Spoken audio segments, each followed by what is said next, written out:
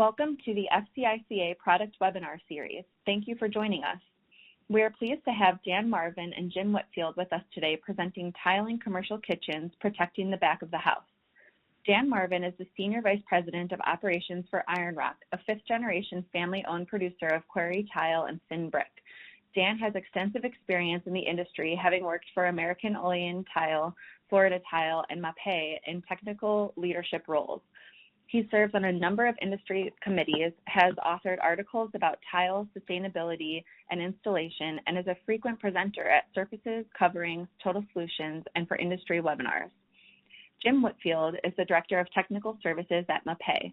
He manages the Technical Services Department that provides support for MAPEI's many products for tile and stone installation systems, floor covering installation systems, and products for wood flooring.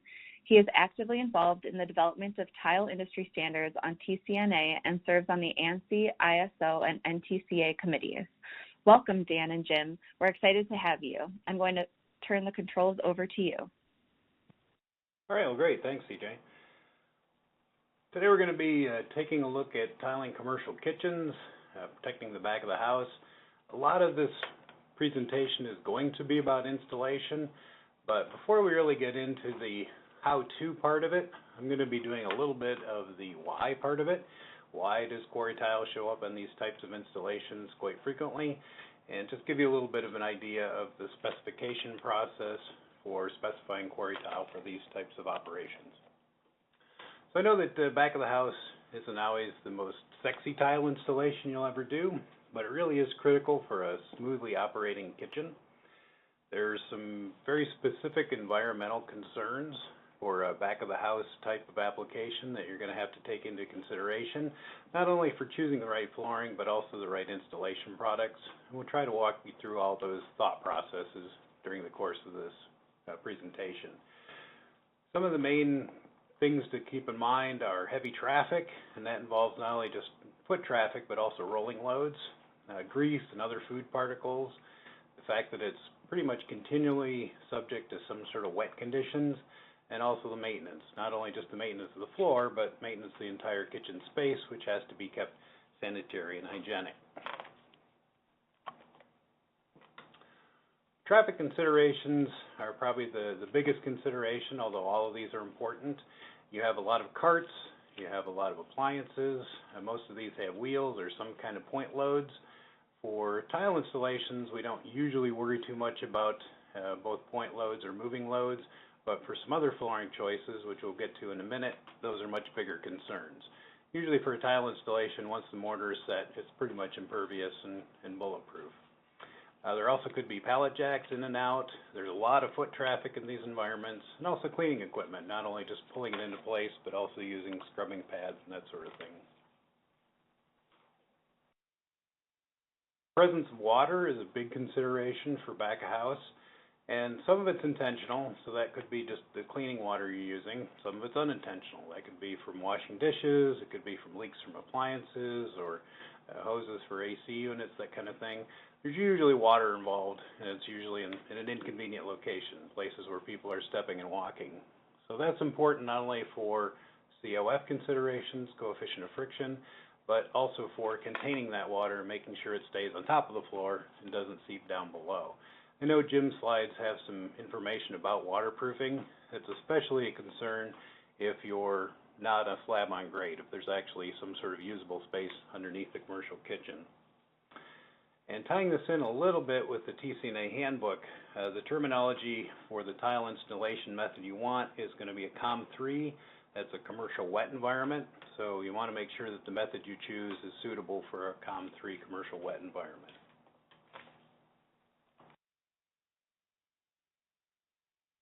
There's kind of two maintenance slides here. One is kind of the maintenance of the area. So you're going to be maintaining your kitchen.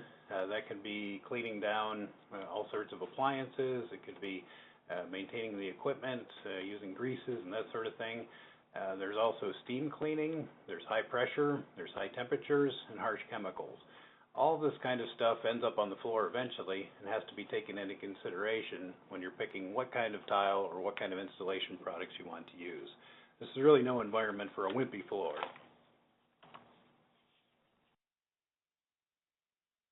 Another aspect that's often overlooked but becomes kind of critical as you go on down the road with this installation is the presence of food particles.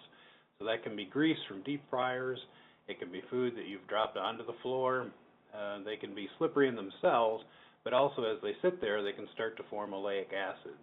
And those acids are actually a low pH environment which can start to harm both the floor covering and also the installation products. We'll talk about that a little more, especially when we get into the grouting section. Then this slide is more about maintaining the floor itself.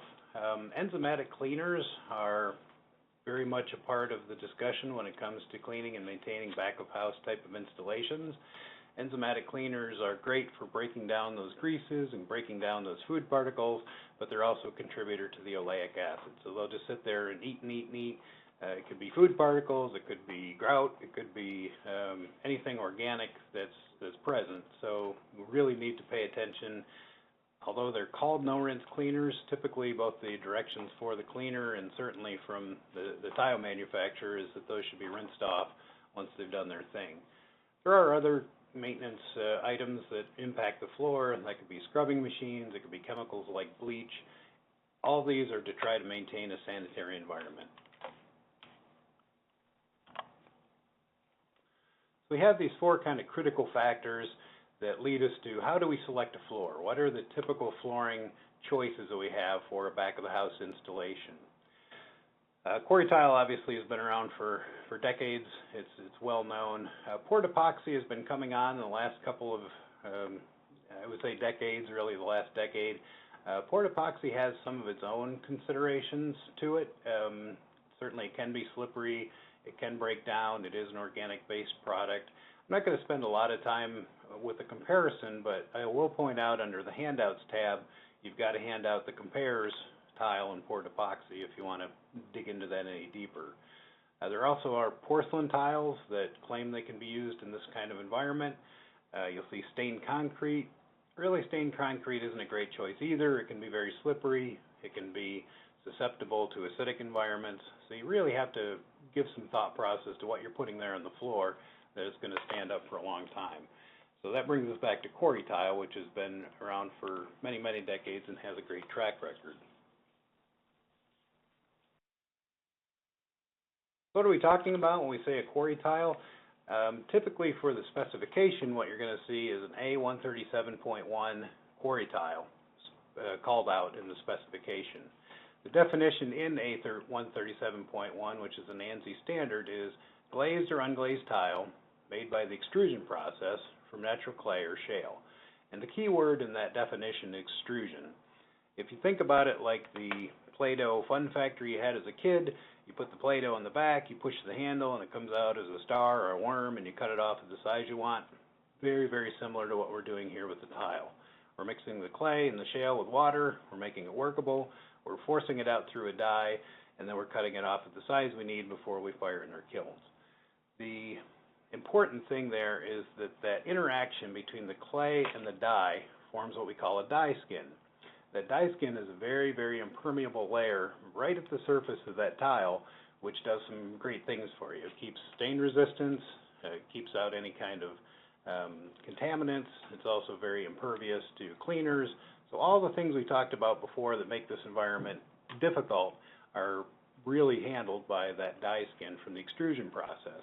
And that's where, when you start to get into the discussion between a pressed porcelain tile versus an extruded tile, we're of the opinion that that die skin is the game changer that makes this the right choice for a commercial kitchen. One other thing to keep in mind, especially when you're specifying, is we suggest that you ask for a dynamic coefficient of friction, a DCOF value of 0.6 or higher. Typically for a wet environment, people are asking for a 0.42. We're saying we need to really up the game because it's not only a wet environment, it's because of all the traffic considerations and the presence of greases and oils and that sort of thing. So we're saying specify 0.6. That's an ASTM test, A326.3. If you ask for a DCOF of 0.6 or higher, it's going to give you a very select set of tiles to choose from, including quarry tile. Looking a little bit at this, excuse me, the sizes for quarry tile. You can see them up to 12 by 12. It's really hard to extrude anything much bigger than that, but typically 90+% more of the time you're going to see it either a 6 by 6 or an 8 by 8. We do have some rectangular shapes also, 4 by 8s and 6 by 9s. All of these are 1/2-inch thick tiles. As Jim gets into some of the installation specifics, you'll find there's equipment that's designed very specifically for a 6 by 6 or an 8 by 8 quarry tile that makes setting these quick and straightforward. We also have some textures that help with the decoff, the coefficient of friction discussion, where there can be tread patterns, there can be raised areas, and we also have some abrasive grains. I'm not going to get into the entire breadth of the Metropolitan product offering, except to say that there is a handout available. If you click under the Handouts tab, you'll see our whole brochure. These color options are very typical for quarry tile. We hear them called red squares and gray squares fairly frequently, and that's what you're looking at. Anything that's based on shale. Shale has a high iron content. It tends to be red or brown. Anything that's based on clay, where a lot of that iron has been washed away over the millennia, is either white or gray. So those buff colors, the gray colors, are clay products. The red colors and the brown colors are shale products. It's really more of a trivia thing, really. From a performance standpoint, they're very, very similar. I will point out also in the handout, you'll see a lot of shapes. There's some specialized shapes for sanitary cove base, for inside corners, outside corners, bull noses. All those types of shapes are to help round out your final installation. Then again, for the Metropolitan line, our abrasive grain and our tread is available. You can see in the picture to the right, typically the tread is put in a checkerboard pattern in different directions to maximize the coefficient of friction. The abrasive grain, we have not only abrasive in the product in the form of hog iron, there's also an outer abrasive grain that's pressed onto the surface and embedded into the surface of the product, so you get kind of a 2-for-1 deal there with the abrasive grain. Extremely slip resistant, extremely durable for that situation.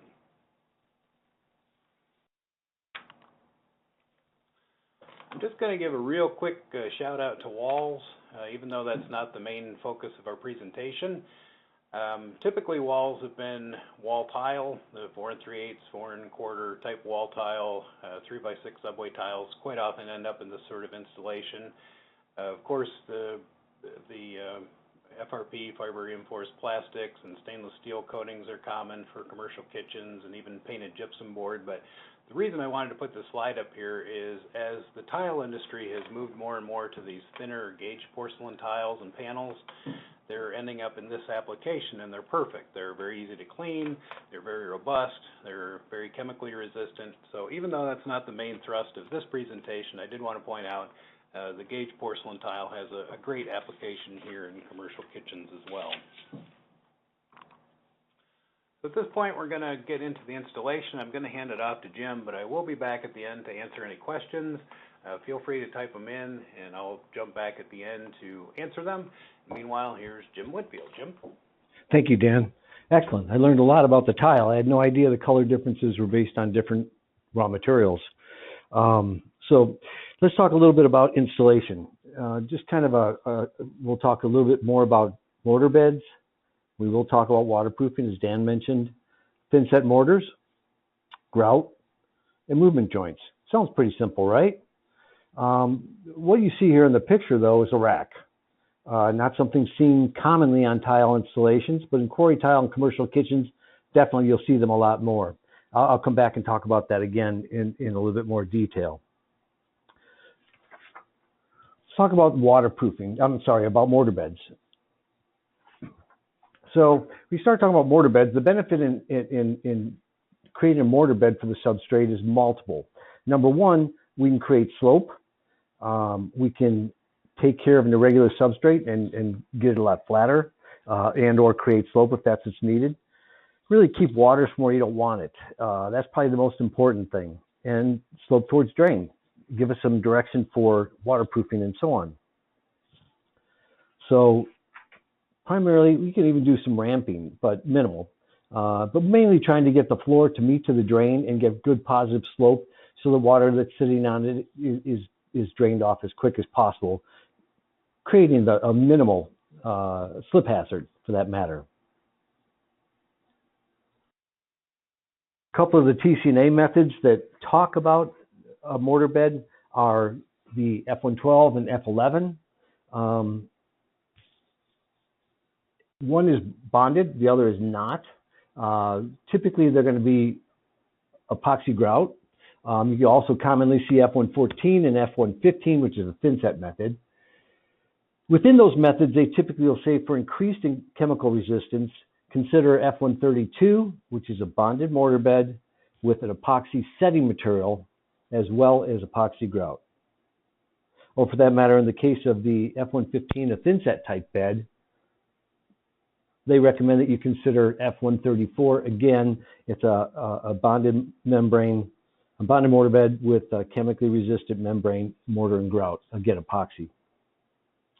When it comes to thinset type applications, we're assuming you've got slope in the substrate, and in order to use the F115, again, you can consider F134, which is epoxy mortar and grout instead of just a cementitious or thinset type mortar. There are many other methods that could possibly be used in the kitchen. We're just trying to hit on a few of them, but more common than not, you're going to see a mortar bed inside of the kitchen in order to control the substrate and get slope towards the drain.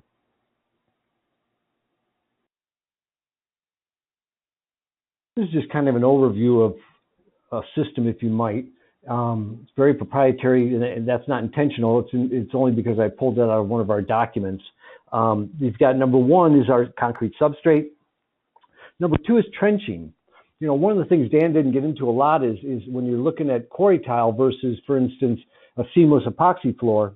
One of the benefits in quarry tile is we can actually take out the grout joint, go in there, tear out the quarry tile, repair that area, put new quarry tile back in, and epoxy that small area in where we had to create a trench, maybe because of new kitchen equipment or something like that.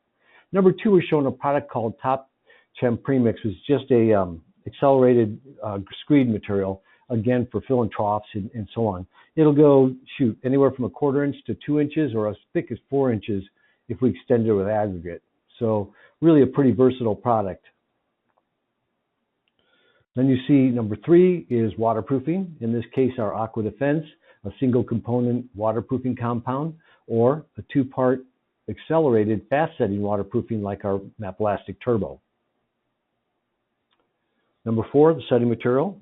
My preference is a 118-15 mortar, and I'll talk about that in a little bit more detail in a minute, like our Carabon Keralastic. Or for that matter, it could be an epoxy. Remember we talked about for extreme chemical areas, and I have certainly done commercial kitchens where we've used epoxy not just for the grout, but also the setting material. A big remodel up at the Boulder County Jail in Colorado. We tore out a seamless epoxy floor, went in an epoxy down quarry tile as well as epoxy grouted. Quarry tile shown, again, in the buff type color, and our Carapoxy IEG-CQ. Now, I'm sure you wonder what IEG-CQ means. I will get into that in a lot more detail, trust me. So for thinset mortars, we can start out with the basic 118.1 dry set mortar, 118.4 modified dry set cement mortar, 118.11, which is an EGP or exterior grade plywood, latex Portland cement type mortar. And what's the newest one to our industry, I should say, or the newest one to the ANSI handbook when it comes to mortars, is ANSI 118.15. I mentioned it a little bit earlier, but that's what we call an improved modified dry set mortar. Why do I like this product? Well, because in addition to it having higher strength than the others, which certainly is beneficial when it comes to wet environments and ones we anticipate, really getting soaked and getting abused, if you might, is this material actually goes through a heat aging test as well. So it's basically kept at 14 degrees at room temperature, and then at an additional 14 degrees on 14 days at 158 degrees. And then the shear strengths still accomplish about 400 PSI after that 28-day cure. So it's really a very demanding product. It'll allow for a lot of stresses, if you might, and real beneficial when it comes to these types of installations. Some of the things about the Thinset mortar. Again, here you see the rack again. Make sure that you key the mortar well into the substrate. It's critical that the substrate already be prepared. So if it is that we need slope or anything like that, that should already be done. If you're doing that in the Thinset method, any of that prep work has to be done up front. But assuming you got slope to drain, make sure that your Thinset mortar is keyed well into the substrate,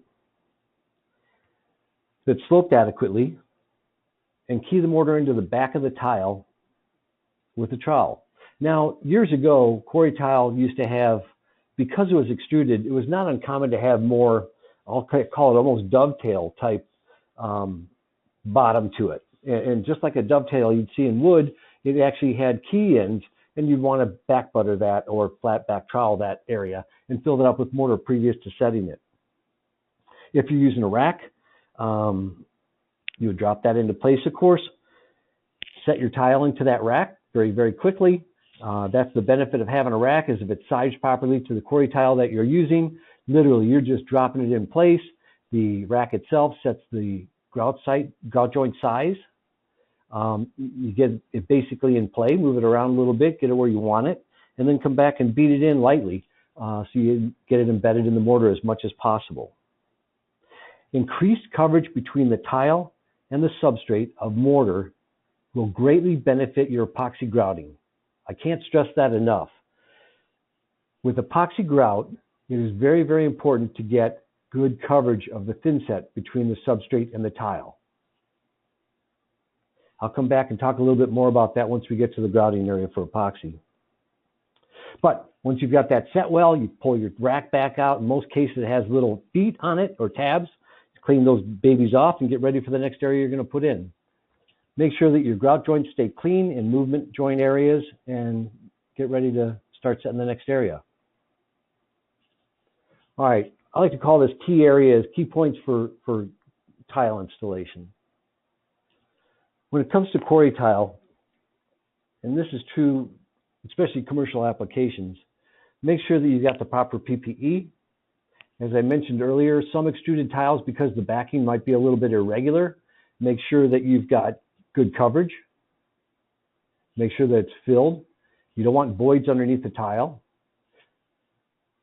You want to minimize lippage, because when you're installing the epoxy grout, that'll start collecting in the areas. You can see in this lower right-hand corner where the grout's kind of accumulated in a corner of a tile. That's because that area is not flat with the tiles around it. And when they come to remove the excess epoxy, it just leaves a little pile in that corner. You want to try to avoid that as much as possible. And I strongly recommend a beat-in block. Whether you're using a rack or not, it's always a good idea it helps flatten out the tile with tiles around it, and gives you a nice, perfect sediment area for the tile. When it comes to PPE, because we're going to be using epoxy grout, I really want to stress it's important to have gloves. Make sure that your gloves come up high enough that when you're dipping your gloves and hands into the water bucket, if you might, water's not returning into your gloves. You want to keep your hands as dry as possible, and certainly away from epoxy resin water. So really pay good attention to that. Change your water frequently, and it'll benefit you in the installation of your epoxy.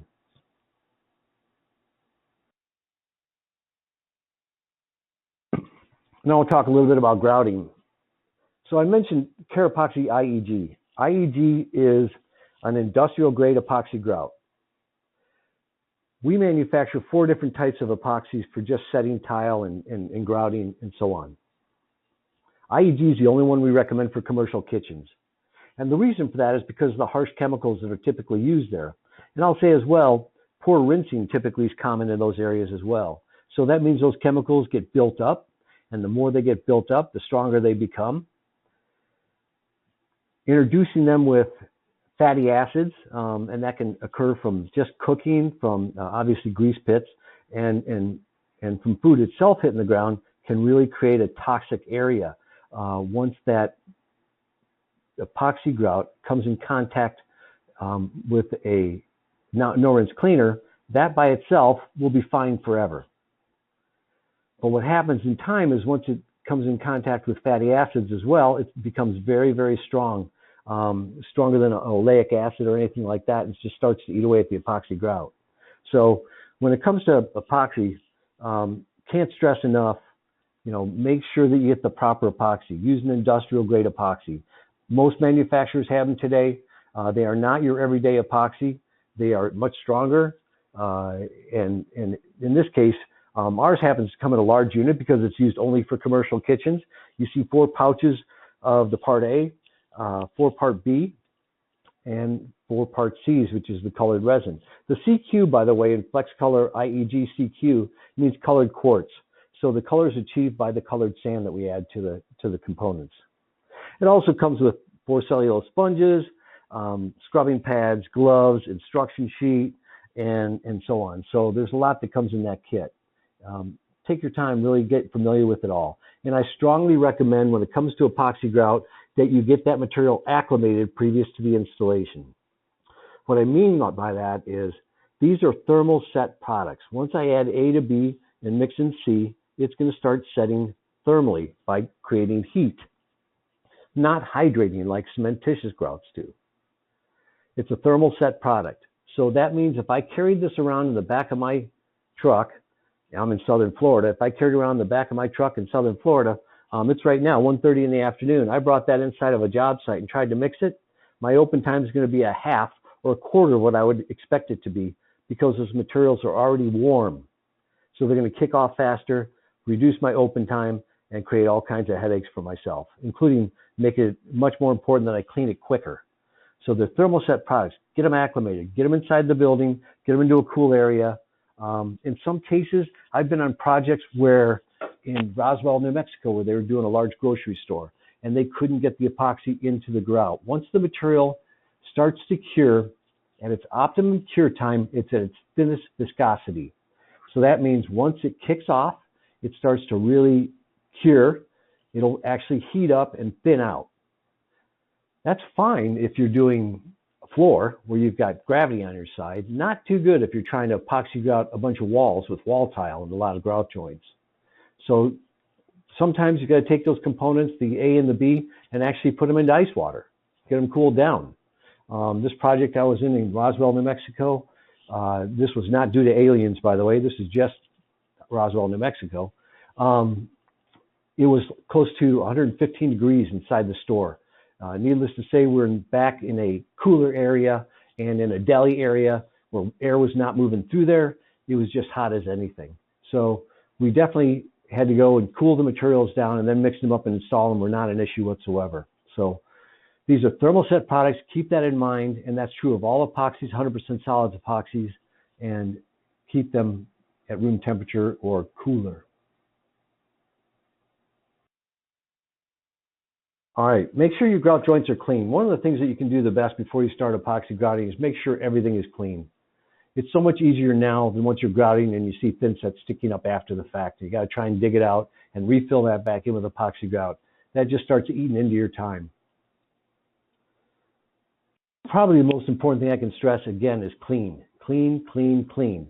Make sure the quarry tile is clean. Make sure your cove base is clean. If you're in the case of movement joints, I suggest you fill those previously with backer rod so they don't get filled up with epoxy grout. And if they do, you just pull the backer rod and it's clean again. Mix. Do not over mix your materials. You can mix it too fast. I've seen it again mixing in a hot area where the material will actually start to smoke a little bit. So trust me, creating heat will do nothing more than entrain air into it, and you will lose valuable open time. Not open time just for installation, but also for cleanup too. Keep the materials acclimated, mix at a good steady rate, low rate drill. Pour the material, pour the material out of the mixing pail in a ribbon, if you might, on the floor. So in this case, if you're starting the tile up against that cove base, you're going to grout the cove base as well as start 2-3 feet in. I would pour it out right there in a ribbon and start epoxying that way. If it stays in the bucket, it'll create additional heat. So this material creates heat by mass. So the hotter it is, the more mass there is, the more it's going to kick off. If I get it out of the pail, disperse it over the top of quarry tile, in this case, it'll help cool it down a little bit, and it can't create as much heat because there isn't as much mass there. I hope that makes sense. Pour it out of the floor on a ribbon and start floating. It's really important before you start any of this that you understand how to man this job. If you've got 2 people on the project or you got 3 people on the project. If you got 2 people on the project, I'm a big proponent of both of them floating. If you get it installed quicker, the cleanup time will go that much faster. If one person floats and one person cleans up, that's a big task for both of you. Certainly the cleanup typically takes a lot longer. So you've got 45 minutes to an hour max for the installation and cleanup of this material. If you took an area of 40 or 80 square feet, depending on the size of the unit you're mixing up, instead of doing 80 square feet by yourself, you each did 40. Trust me, you'll have plenty of time to clean that up within that 45 minutes as well. As opposed to, again, one person floating 80, one person cleaning up 80. What typically happens as soon as the person's barely through cleaning up the first part, the second person's mixing up the next unit ready to go. Don't do that. Make sure you take your time, make sure every unit's done, clean up, and properly prepared before you start mixing up the next unit. I'm also a very, very big proponent of every time you finish a unit, change all your water buckets, get rid of the epoxy resin. Unlike cement grout, when we rinse out our sponges, all the cement and sand, if you might, kind of floats to the bottom and collects at the bottom of the pail. In the case of epoxy, that's not the case. The resin will float with the water, and that resiny water also can go back onto your tile and create an epoxy haze. So it is very, very important that we change water as much as possible. Again, remember, it must be completed in 45 minutes to 60 minutes, depending on temperatures. It could be much less if it's a higher temperature outside or in your area. I recommend you shoot for 30 to 45 minutes to be safe. Change the water frequently, every unit. All right, so a couple of important things when it comes to the epoxy. One of the most important tools on any epoxy grouting job is going to be your grout float. Using the sharp edge of the float, hold the float 90 degrees to the tile, perfectly straight up, and squeegee, if you might, the excess grout, epoxy grout off 45 degrees to the grout joints. So go 45 degrees to the joints so that we're not dragging it inside the grout joints itself, and use the float as much as feasibly possible as a great squeegee to remove that excess material. That excess material can be used in the next area, assuming it's not already meeting water from a previous area or something like that. So remove as much epoxy as you can, put it back in the pail if you need to, or move it to another area right behind you where you're going to be floating next. But the sharp edge of your float is what's critical. If you have a rounded off grout float, trust me, you will work at this 10 times harder than you ever have to. The sharp edge of a float is critical. Years ago, we used to get epoxy grout floats, and they had, an inch excess over the metal plate that held the float in place. And we used to actually be able to run them through a table saw and get them sharp again. That's not so much the case anymore. Now they're covered with plastic on top, almost to the edge of the float, and you don't really have that extra hanging out. Just make sure you got good sharp edges. The sharp edges are what's going to clean up 95% of your epoxy, if not more than that. So it's critically, critically important. The more you remove with your float, the less you're going to remove by gumming up your sponges and scrub pads and so on. So again, use it properly, remove all the excess as much as feasibly possible. Apply water. Apply water within the area that you're working in only. Tape off an area so you know where you want to have the water, and so it doesn't get too much into the other areas where you're going to put epoxy next. And if it does spill over to areas where you're going to apply epoxy next, usually the Thinset will absorb a lot of it. If not, vacuum it out. You do not want water in those joints before you start epoxying them. Apply the water and clean with a scrubbing pad. Work in a circular motion, removing or releasing, if you might, all the epoxy off the top surface of the tile. There should not be a lot there. Again, most of that should have been removed with your epoxy float. So move in a scrubbing manner, in a circular manner, picking up as much epoxy as feasibly possible, and then come back with your sponge and and pick up the epoxy water slurry, if you might. That means going line by line, swipe down one in this case, let's say it's a 6x6 quarry tile. Using your sponge, wipe down that epoxy, wipe down that 6x6 quarry tile, flip it over for the next area, wipe that down, rinse that sponge, and do it again, et cetera, all the way through. So really pick up as much of that slurry as you can, one swipe at a time. I've been on projects where up north they actually use a squeegee and a oh my goodness, how come I can't think? Oh my God, I can't think what it is, a broom and a. They'll actually pick it up with for that matter, a putty knife, if you might, or and pick up all that slurry and just dump it into a pail. So one pail just to pick up all your slurry and get rid of it, and that way your cleanup water stays much cleaner. Again, clean 1 unit at a time or 2 units, but no more. Make sure it's perfectly clean before you start mixing up for the next area. Clean the water buckets frequently. Get fresh water every opportunity you have. That's critically important.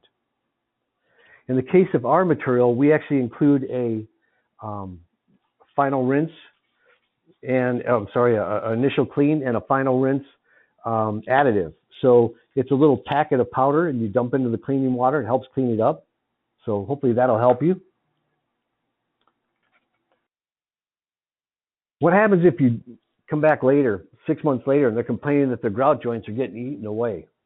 Maybe you didn't use an industrial grout. This is what it looks like. This is an example of a project done in a hotel 10 years ago, before we really started to see this as an issue within our industry. What happened was years ago, some of the chemical companies started coming out with these no-rinse enzymatic cleaners. And again, they just sit there. They literally, when they say no rinse, they are just that. They mop them on, they don't rinse them off, they walk away. What happens in time is they get stronger and stronger as they get built up.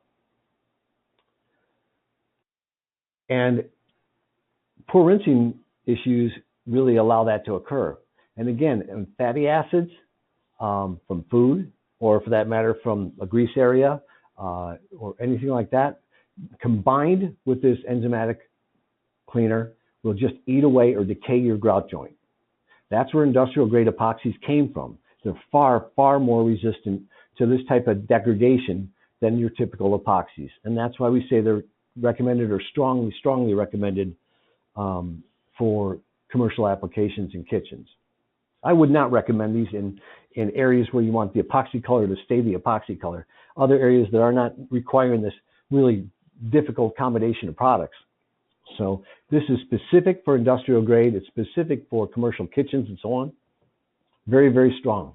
Again, these are also thermoset. They are not difficult, but they are different.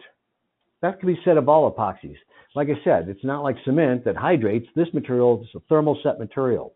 So that means multiple things. Make sure the materials stay cool. Make sure your rinse water stays cool. A lot of people will tell you, get the hottest water possible. All that's going to do is kick it off. That may be beneficial if you know what you're doing. But if not, make sure that everything stays cool. If you see at the end of the day you've got an epoxy haze, come back and clean it again. That means possibly the whole floor. Put soap in your water, rinse it again really, really well, and clean it again. So years ago when we started seeing this dilemma of epoxy grouts getting eaten away, here at MAPEI, we really took a serious look at it. And we found that the enzymatic floor cleaners by themselves, sitting on our typical Care epoxy grout, did not do anything. They did not phase it. It did not degrade in time. Not months later. They were still just as pristine as the time they were installed. The same thing was true of, in this case, we had margarine on this sample, but we could take olive oil, or for that matter, fats from a grease pit and that kind of stuff.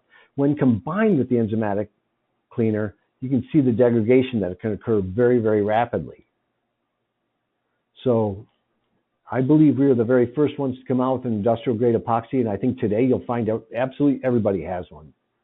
Even with that, because of the strength of this combination of materials, no-rinse cleaners and fatty materials, we strongly recommend that they still be rinsed.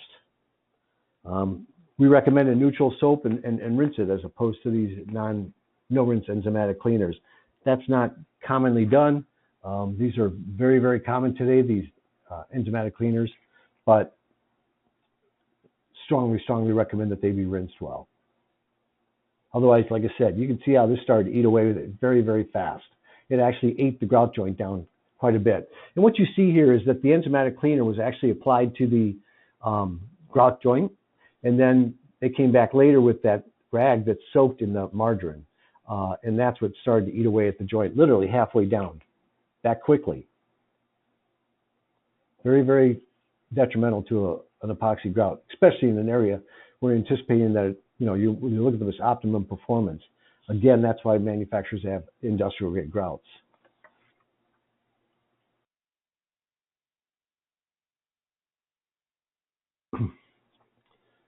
So the next day, look for any imperfections. Epoxy is fairly easy to repair. And what I mean by that, it'll bond to itself at 1/8 of an inch or even 1/16 of an inch if you know what you're doing.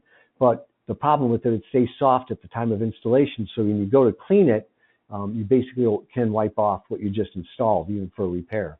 Remember I mentioned earlier that we want to make sure that the setting material is, that we've got very, very good coverage between the tile and the substrate. What happens is, if you come back the next day and the epoxy grout has little waves in it, it basically looks like some of it shrank.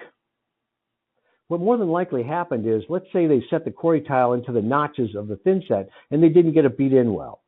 That means for roughly every notch that's down there from our trowel, we've got a void of air. When that air heats up, because the epoxy will start to heat up and the installation does in general, it forces that air out, creating a bubble, or if you might, that's what caused that wave between the grout joints. If you have 100% coverage, or as good as to 100%, 95% coverage as possible, that cannot occur. Coverage is the key to a good installation of epoxy. Trust me. One thing that is unique about epoxy is that ANSI allows for a concave joint. Again, this is because epoxy grout is soft at the time of installation and cleanup, and so you have, when working with a good square joint, in the case of like Quarry tile, you have a tendency to wipe a little bit out. Per ANSI, a couple things. Number one, a spacing mix is not allowed. I can't tell you how many times I've been out on an epoxy job only to find that half the joint was filled with cement grout, or for that matter, it's just cement grout, and they're complaining that the epoxy isn't holding up, and it's just cement. Spacing mixes are not allowed. It should be epoxy at least 2/3 the depth of that tile. Grout joints grouted with epoxy can be filled to a contour depression no deeper than 3/32 for a 1/4 inch wide grout joint, or 1/16 to a 3/8 inch wide grout joint. What you see on the right here is a document within the NTCA reference manual on acceptable joints when grouting with 100% solids epoxy. And what it recommends is putting a straight edge or a ruler, if you might, across the Quarry tile and setting a 3/64 inch drill bit, or for that matter, 1/16 of an inch and a 3/8 inch wide joint in it to make sure that the depression doesn't exceed what's allowed.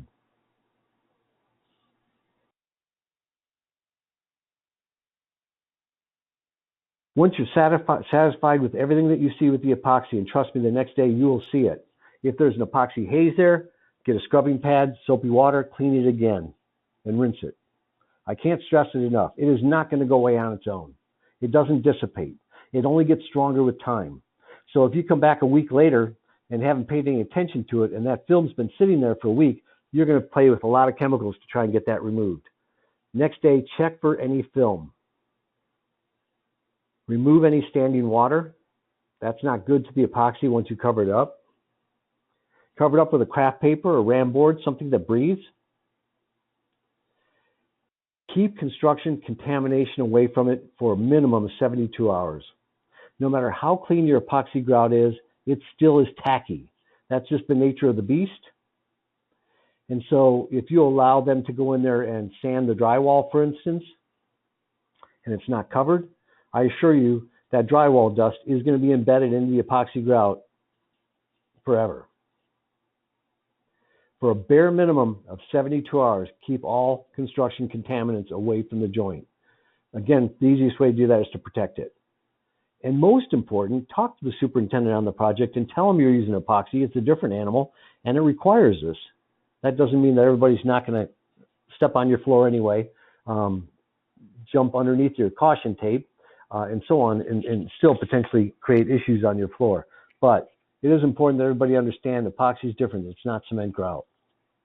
It's critical that it be protected for a minimum of 72 hours after installation.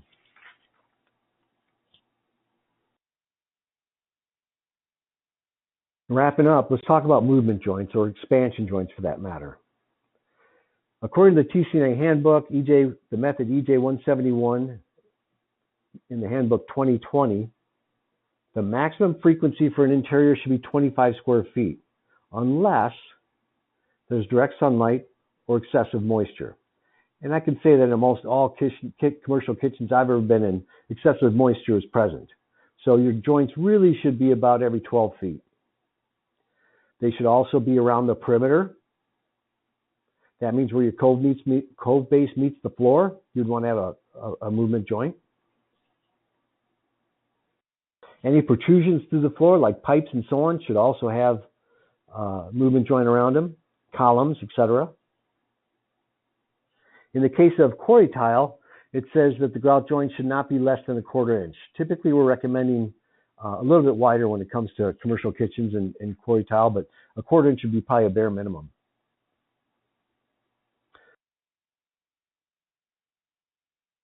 Select a proper sealant. Again, they're listed in EJ 171 and also ANSI. Get a backup strip that's flexible and compressible in the case of whether it's be an open foam or closed cell backer rod. As you saw being installed in the previous picture, that's the backer rod going in previous to the caulking.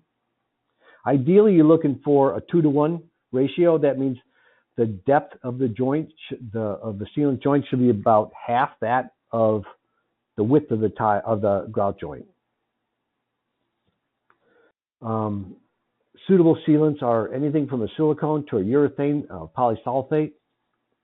But in all cases, they should be traffic rated when it comes to floors, and especially commercial kitchens. In this picture, we happen to be using our MAPEI T, which is a traffic rated, that's what the T is for, is a traffic rated silicone sealant.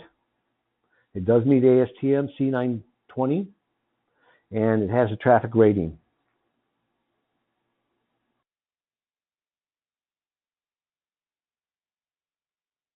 All right, wrapping up just in time for some questions. Keep in mind, in summarizing this, that commercial kitchens require quality tile, proper tile selection, good installation techniques, minimal lippage, and increased coverage. Select a quarry tile and texture that's appropriate for the area of use. If you're behind the kitchen, you definitely want to have something with a texture or an abrasive in it. If you're in the lobby or for that matter, in front of a cafeteria line or something like that, typical quarry tile could be used. Select quality setting materials and industrial grade epoxy grouts. It does make a huge difference in the longevity and performance of that floor. Last but most important, movement joints are essential. They're critical for a durable and long-lasting installation. I can assure you of this. When a quarry tile comes out of the kiln, it's as small and as dry as it'll ever be. From that point forward, as it's introduced to moisture, it wants to expand a bit. So it's important that we have movement areas and that we allow for that movement. Not to mention movement within the substrate itself, and in the case of temperatures and moisture, you'll have that as well. I hope that addresses all your questions, if you might. But at that, let's open it up for some questions.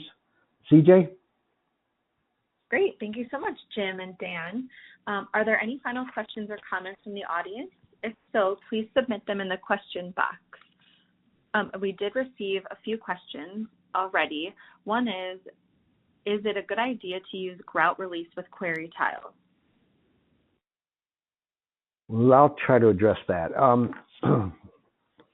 A grout release can be very beneficial with a quarry tile when using cementitious grouts. It is not critical when using an epoxy, 100% solids epoxy grout. And let me explain what I mean by that. A grout release is a temporary sacrificial surface, if you might, kind of like a grout sealer, if you might, that in the cleanup process is removed. In the case of black cementitious grout on a red quarry tile, what happens is we mix up the cementitious grout. The pigments that are with that water want to penetrate that epoxy grout and stain it. In the case of 100% solids epoxy, there is no loose pigment. I mean, it's not being broke down by water. It's all there. So it's 100% solids material. It really doesn't penetrate. So when it comes to cementitious grouts, yes, I think there's a huge advantage in a grout release when it comes to cement grouts, especially if you got contrasting colors. When it comes to epoxy, I'm not a fan. I don't think it's needed by any means. A regular sealer, a typical silicone type sealer on top of the quarry will do everything you want it to do, and you can do that previous to grouting if it really gives you a warm, fuzzy feeling, but it's not critical when it comes to epoxy.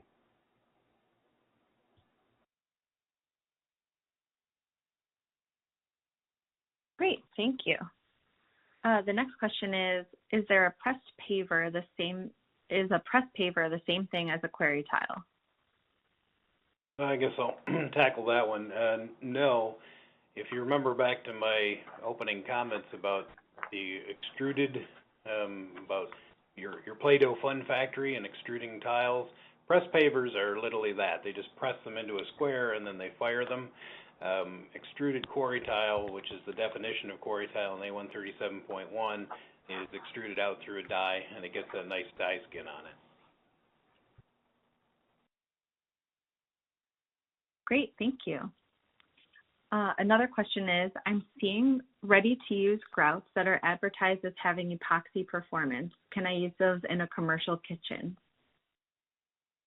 Wow, let me address that. There's a few ready-to-use grouts out there that tout epoxy performance, and you've got to really pay good attention to their data sheets and so on. I'm not aware of a single one, including ones that have been released within the last 6 months, that will actually hold up to a commercial kitchen environment.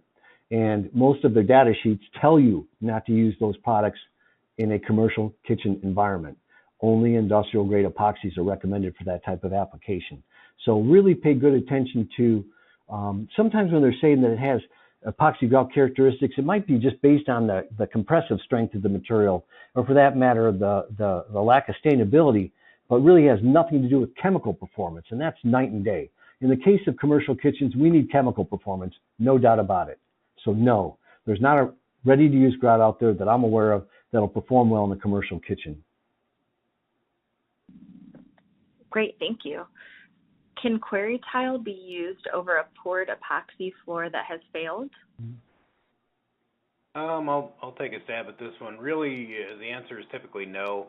Usually when those floors fail, there's some kind of delamination where they're actually coming up from the substrate. You wouldn't want to put a tile directly on top of that. What you'd find is that the epoxy underneath would allow the tile to crack and move. So you should remove the epoxy flooring before you replace it with quarry tile. I would concur. Okay. Great, thank you. Are there any additional questions from the audience?